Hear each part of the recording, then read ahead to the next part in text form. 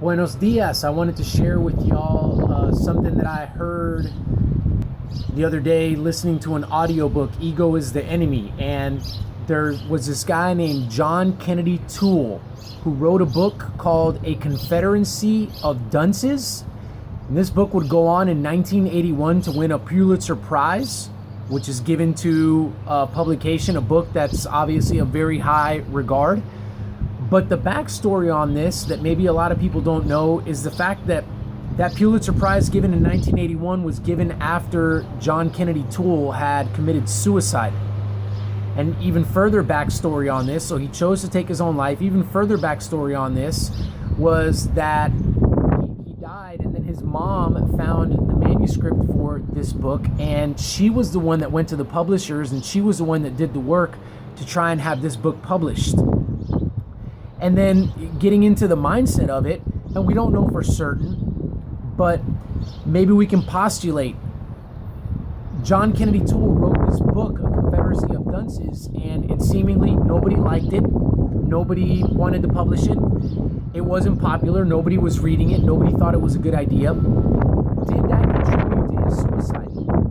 Was his ego so strong within him that it needed to be fed with notoriety from other people to the point where when he wrote this book and it wasn't well accepted, that it drove him to just being down on himself and just being depressed, and then ultimately taking the decision to take his own life? I can't say for certain that that's the case, but one can only imagine. And the ironic thing about all of that is that for as not good as it was, as bad as it was, and as much as it didn't get published, and as much as people didn't read it when he was alive, then he commits suicide, and then his mom finds the book, and his mom starts pushing this book on publishers. It ends up getting published, and it ends up winning a Pulitzer Prize. All of that to underlie this principle. Doing the work needs to be enough. There needs to be a process that you plug into, and doing that every single day with blinders on, not worried about what other people are thinking, not worried about who's reading, not worried about who likes you and who doesn't like you, not worried about how many likes you get, not worried about how many shares you get, not worried about analytics, about how many people are, for example, downloading my podcast, watching these videos, not worried about any of that. Yes, the ego thirsts for that in a mighty way. The ego wants to get fed. The ego wants to know the answers to all of these questions. And then if it's a high number, if it's notoriety, if it's popular, then the ego loves to thrive on that. But on the downside of that, the ego is very much swayed by people not liking it, people criticizing you, people not giving you the respect that you think that you deserve. So what really needs to happen in order for a person to be successful is you need to throw ego out the window. You need to throw it away. You need to not listen to it. You need to push it down when it begins to talk to you in these kinds of ways.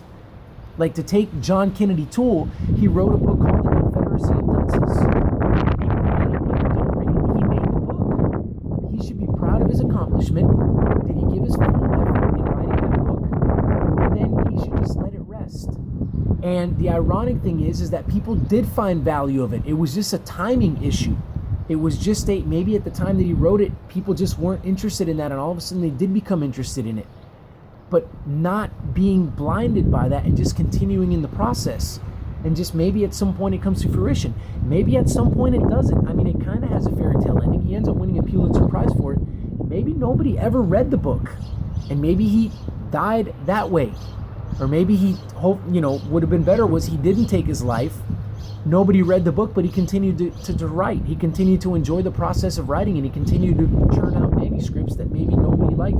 But he was satisfied in the process and the journey and the master that he was making with himself, not with other people. So let that be a lesson. We're all creating something. We're all doing something with our lives. We're all wanting to improve and learn and grow in certain areas. Let that be enough. Let the work be enough. Let what we do on a daily basis be enough to validate ourselves to ourselves, to validate our self-image of ourselves, and not let it be something that we're looking at for outside approval and notoriety.